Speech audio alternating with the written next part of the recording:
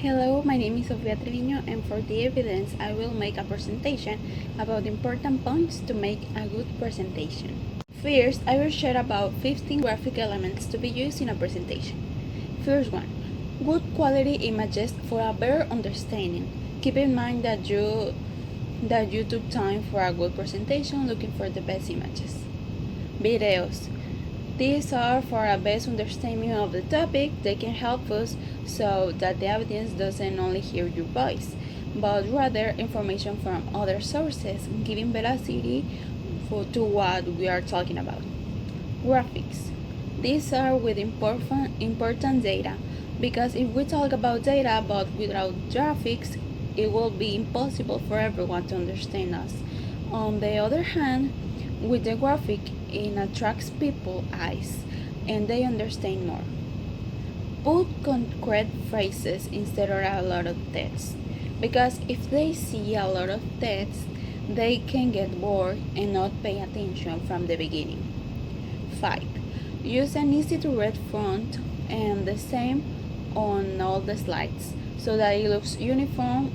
Font can change the entire look and feel of a presentation. Number 6.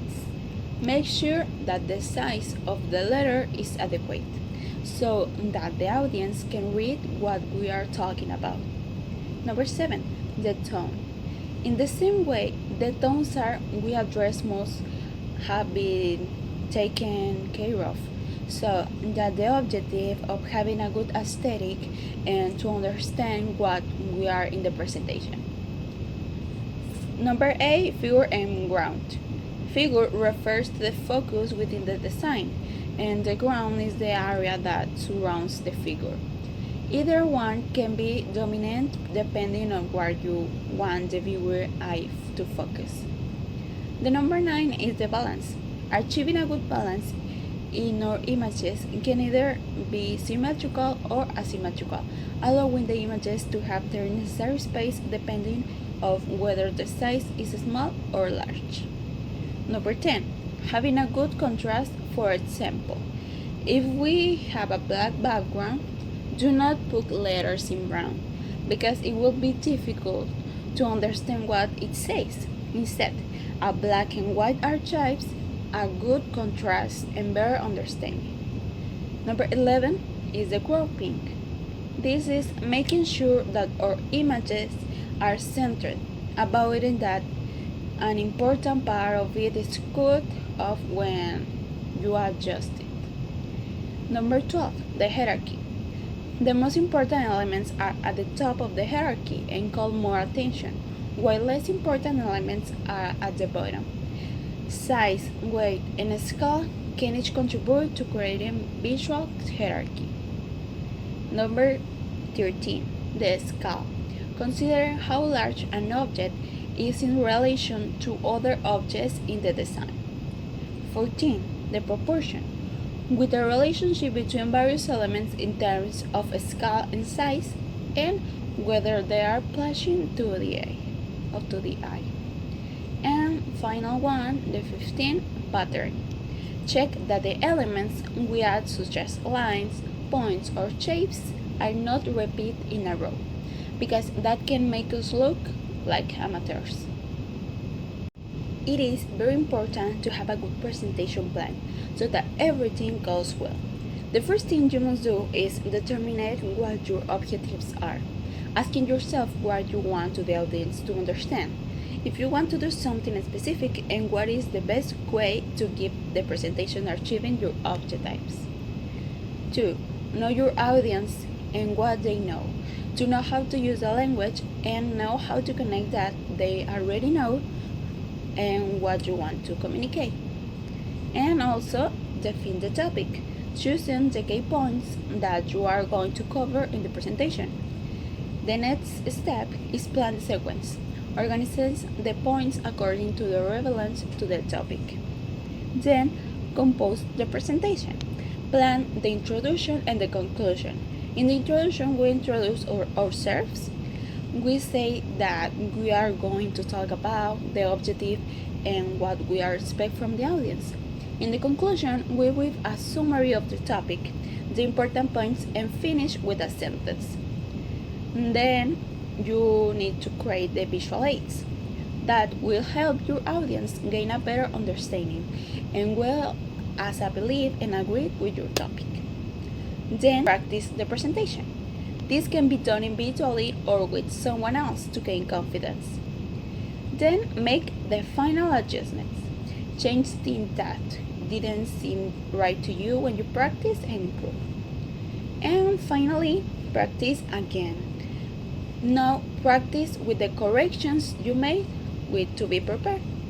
There are also different types of presentations. The main ones are informative presentations. This can be divided into distinct categories: reporting and explaining. The reporting presentations bring the audience up to date on projects or events, explaining how things are going. Persuasive presentations is when you want the audience to do something specific, buy or sell, support an idea, or change an attitude or perspective of something. Goodwill presentation often is designed to be entertaining. They seek to build goodwill, make people feel better, or improve the reputation of a company. Multipurpose presentation. It is evident that sometimes your presentation will have more than one purpose. Then is the institutional presentation. This is the form you will want to use to make presentations to deliver new knowledge or on specific directions or even orders. And then arousing presentations.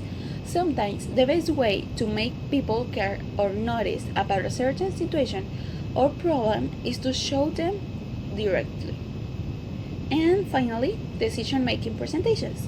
It has to present ideas, suggestions, and strong arguments to persuade people to do what you are asking them to do. You tell the audience what to do and how to do it. Some communication skills that are very useful are: use good body language, which conveys confidence to the audience. Use language without too many technical terms, with the aim of a better understanding by the audience. Use an appropriate tone of voice so that everyone can understand and feel confident. Also, to attract attention, it is recommended to start with a topic of interest or interesting data, avoiding distractions.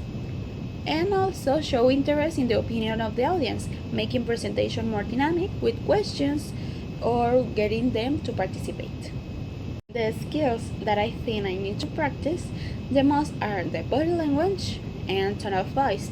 This is because I get nervous when speaking in front of a lot of people and it shows. I don't move much and my tone of voice is not always strong. With this, I only transmit these groups and that the audience doesn't pay attention. That's why I need to practice to improve them. I also need to practice showing interest in my audience, as I don't do presentations dynamically because I'm nervous and I don't know what to say. And that's all. Thank you so much for your attention. I hope this information has been helpful to you. And that's all. Thank you so much for your attention. I hope